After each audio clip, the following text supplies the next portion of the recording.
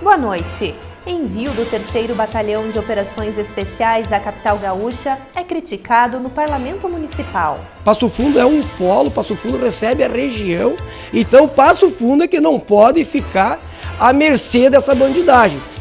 Vereadores apoiam criação de Associação Passo Fundense de Basquete. Que possibilitará, é claro, firmar convênios, parcerias público-privadas, contratos com o município. Hoje, realidade que não pode ocorrer. E no segundo bloco do Jornal da Câmara, você acompanha uma entrevista especial com o Rogério da Silva sobre o Dia Internacional do Consumidor.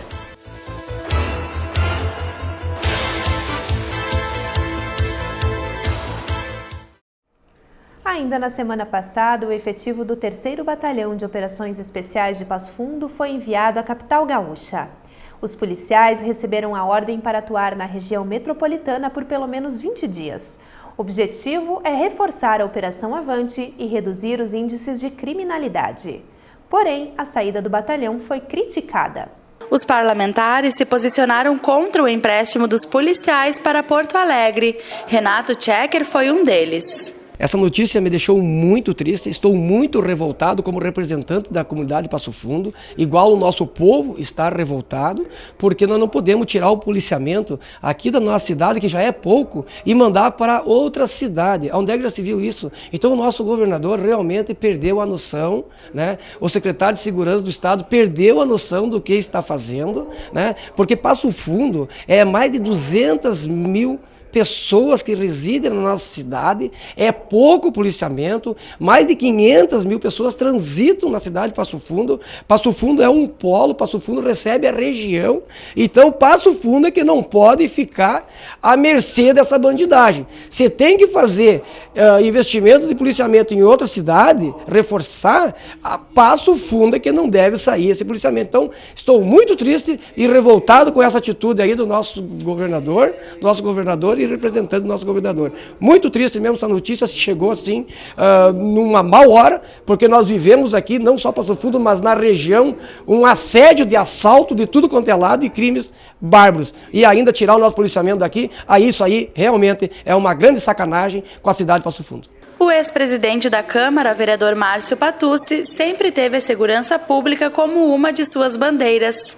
Ele comentou o fato e lamentou os altos índices de criminalidade que são registrados em todo o estado. Primeiro que eu já consegui manifestar e fiz isso ao próprio Comando Boy, que nós estamos vivendo um período de insegurança não só em Passo Fundo, mas regional. Isso decorre de vários cenários econômicos, a falta de emprego. E nós temos acompanhado na região de Passo Fundo alguns episódios, sobretudo assaltos a bancos, né, alguns sequestros, e que tem preocupado a nossa comunidade.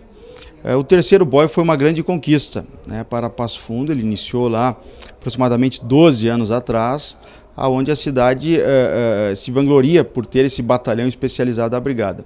Claro que nós entendemos que o batalhão tem os seus compromissos em relação ao Comando Geral da Brigada. Ele faz uma atuação não apenas na região norte do estado, mas também quando precisa socorrer a capital ou outras regiões, é da sua disponibilidade.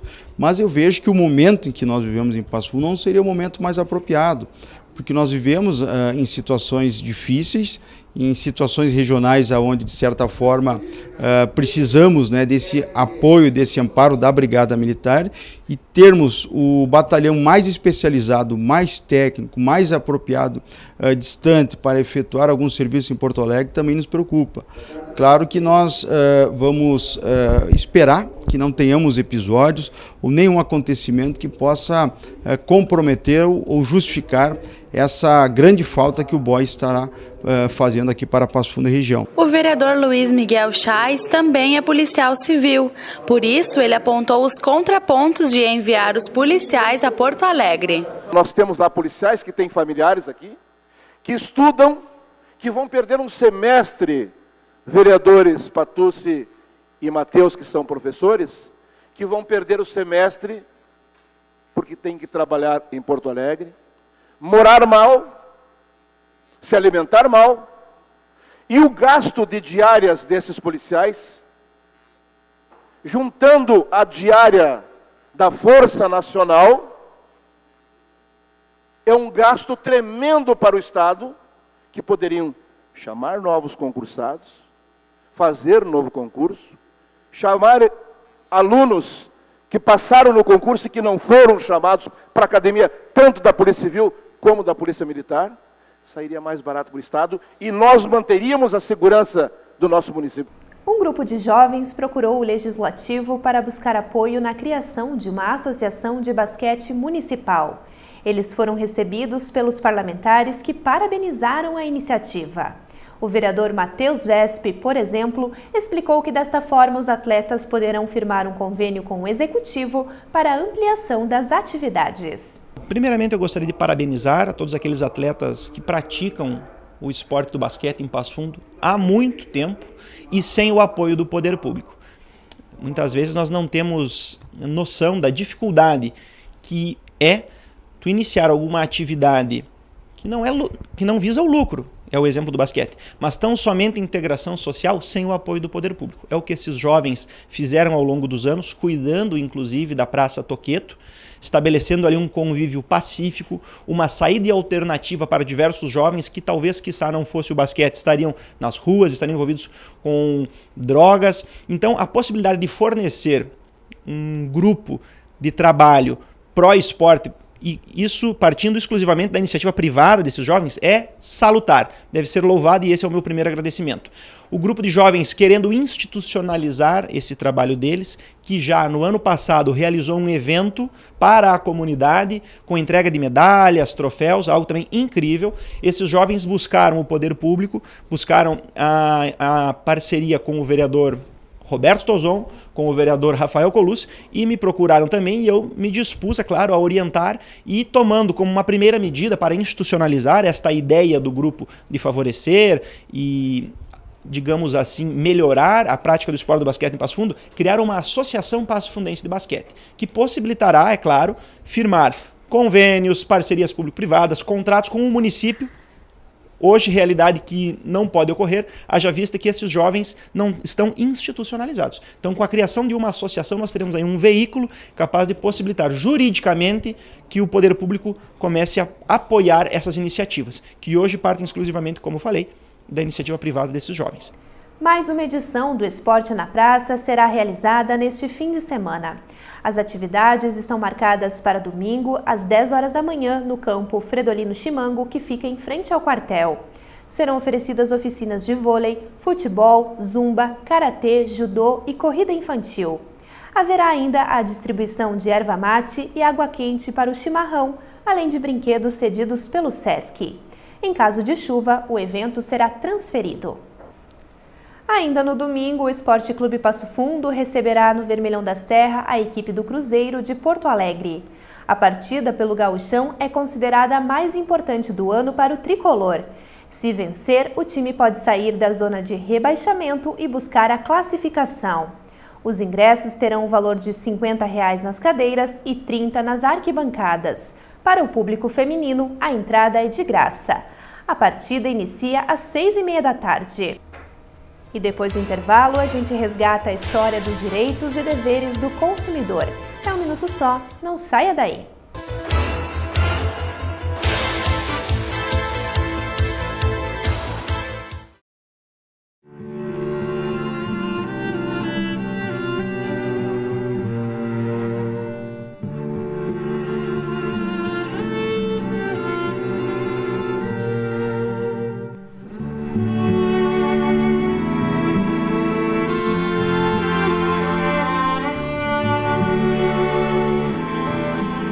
Violência doméstica. Vergonha é não fazer nada. Denuncie. Já pensou em castrar seu pet? A castração em fêmeas, além de evitar diversas doenças, se realizada antes do primeiro cio, diminuem até 95% das chances da sua gata ou cadela adquirirem tumor de mama. Também evita a gravidez indesejada, entre outros incômodos com o cio, como a miação nervosa das gatas. O Compata recomenda a castração cirúrgica de seus animais. Além de ser responsável, é uma escolha saudável para os seus bichinhos.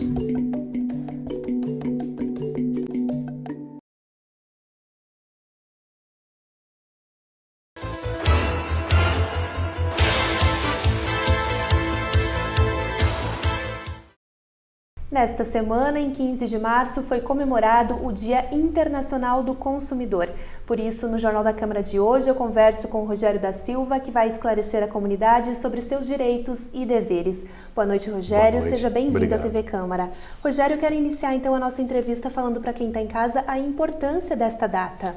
Sim, essa data se deve a uma manifestação que foi feita em 1962 pelo presidente dos Estados Unidos, John Kennedy, alertando para os direitos e dizendo: todos nós somos consumidores, mas esta é uma das categorias menos ouvida por toda a sociedade e que precisa ter os seus direitos, os seus direitos garantidos. Então, a partir dessa manifestação que foi feita em 1962, passou-se a comemorar o Dia Internacional do Consumidor. E a trajetória toda que se tem de defesa do consumidor, as lutas que se tem e os desafios ainda que temos pela frente para serem conquistados.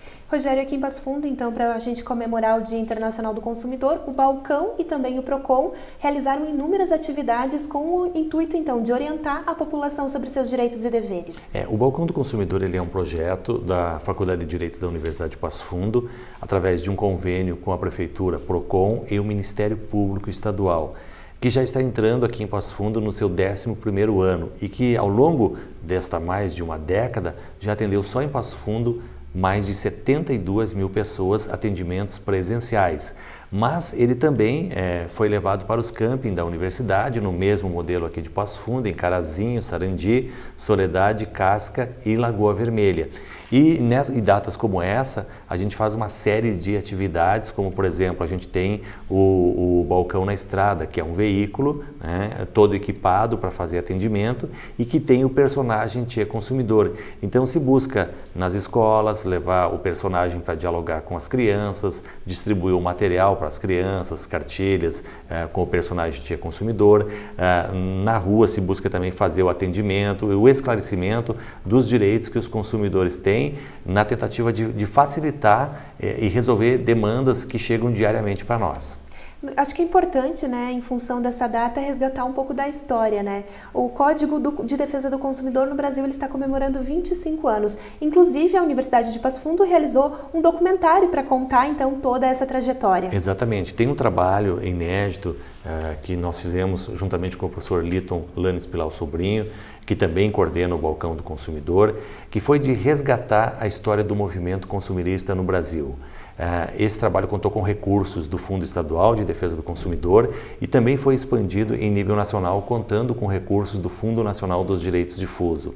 E o que se buscou foi ouvir, gravar o depoimento e depois fazer justamente na forma de documentário de todas as pessoas que se envolveram antes do Código de Defesa do Consumidor, na elaboração, o grupo de juristas que elaborou o Código de Defesa do Consumidor e também das pessoas que vêm trabalhando ao longo desses 25 anos na defesa do consumidor. Esse tipo de trabalho não existe no Brasil. É pioneiro, feito pela Faculdade de Direito da Universidade de Passo Fundo. E hoje ele pode ser acessado no YouTube, no site do Ministério da Justiça, no site do PROCON do Estado do Rio Grande do Sul, do Balcão do Consumidor, enfim, em vários sites ele está disponibilizado para que as pessoas possam ter conhecimento de como foi feita essa história de 25 anos, porque no Brasil não se preserva isso, E depois tem muita dificuldade de saber qual foi a origem, como se iniciou o trabalho dentro da Câmara Federal para a aprovação de um Código de Defesa do Consumidor. E isso hoje está disponível à população do Brasil e também, obviamente, como se trata de internet do mundo, saber quais são as origens do Código de Defesa do Consumidor no Brasil. No município, Rogério, a gente conta com uma legislação própria, que deve ser atualizada, então, através de um grupo de trabalho, que vai ser feito, então, em parceria com a Câmara de Vereadores e diversas instituições. Sim, nós temos o primeiro Código de Defesa do Consumidor do Brasil, aprovado aqui pela Câmara de Passo Fundo em 2010. E agora, por uma iniciativa dos vereadores Márcio Patucci e do vereador Saul Spinelli, foi formada uma comissão e essa comissão vai atualizar esse Código de Defesa do Consumidor que trata de assuntos de interesse local. Por que isso? Porque se entende que tem leis que estão ultrapassadas, que já não cumprem mais o seu objetivo, e outros aspectos que precisam ser inseridos dentro desse Código Municipal para que o consumidor e o próprio fornecedor tenha proteção. Então, essa iniciativa dos vereadores, que é bastante importante, que a gente está trabalhando conjunto, no sentido de apresentar uma legislação mais moderna e também que ela tenha maiores poderes na defesa do consumidor. É importante a gente mencionar na grande resolução dos conflitos, ou seja, as demandas são muitas, mas também vocês conseguem concretizar os processos. Com certeza, e isso que você toca é muito importante porque o balcão ele se configura naquilo que tem sido muito discutido. Ele é uma forma de solução de conflitos de maneira extrajudicial, sem que o consumidor tenha que entrar no judiciário para buscar a solução do seu conflito.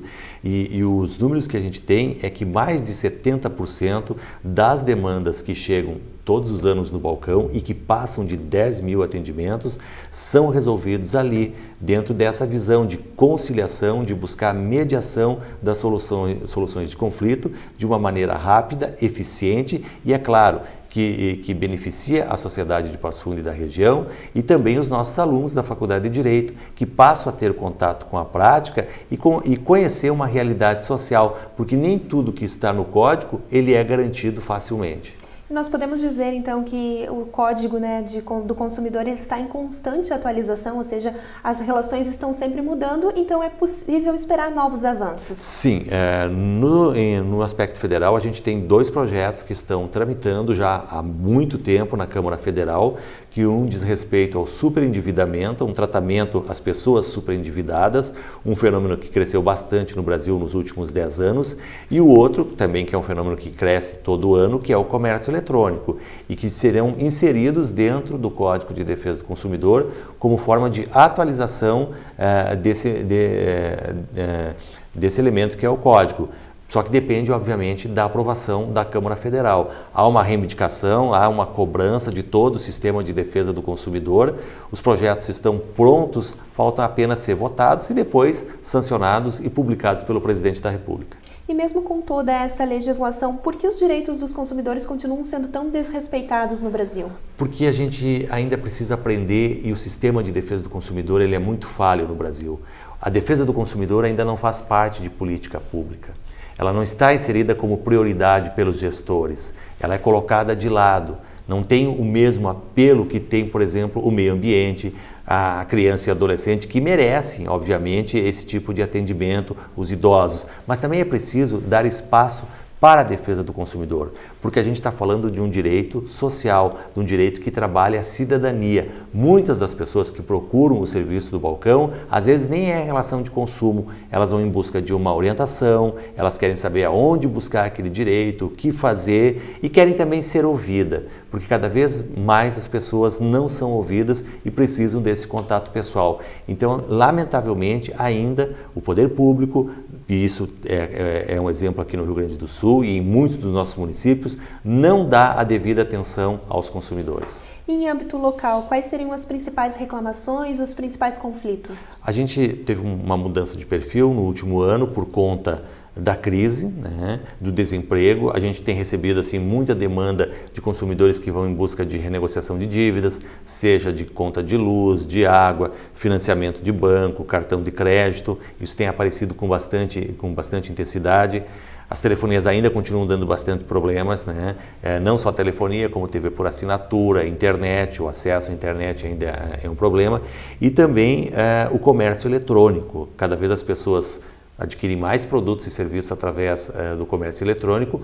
Muitas das vezes elas se descuidam e acabam entrando em situações que depois não podem ser resolvidas porque não se encontram os fornecedores. E como que a população deve agir, então, quando se sentir prejudicada? Eu acho que existe uma grande dúvida. Como e quando eu devo procurar o balcão do consumidor ou o PROCON? Bom, quando o consumidor tem um problema na compra de um produto ou serviço, a primeira coisa que ele deve fazer é procurar o fornecedor.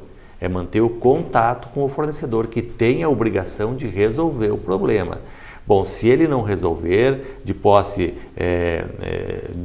de uma prova que não foi resolvida, através de alguma informação, aí sim ele pode buscar o balcão, que vai tentar fazer uma conciliação, que vai tentar resolver de forma extrajudicial, ou buscar o próprio PROCON, que também tem essa função, e tem uma função ainda mais, que ele pode abrir um processo administrativo, pode aplicar uma multa e pode exercer a fiscalização.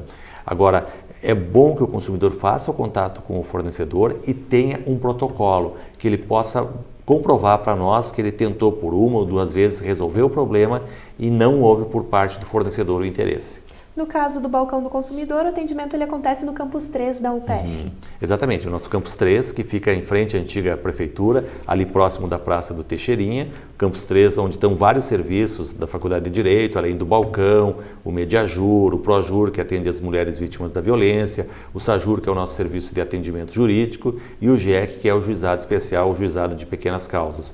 E o atendimento no balcão é feito do meio-dia às 5h30 da tarde, de segunda a sexta-feira.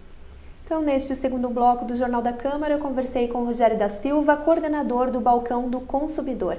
Boa noite, Rogério. Muito obrigada pela sua participação. Obrigado, é sempre importante estar aqui conversando com vocês e levando os esclarecimentos a toda a comunidade de Passo Fundo. E você aí de casa, a gente também agradece a companhia. Uma boa noite e um ótimo fim de semana.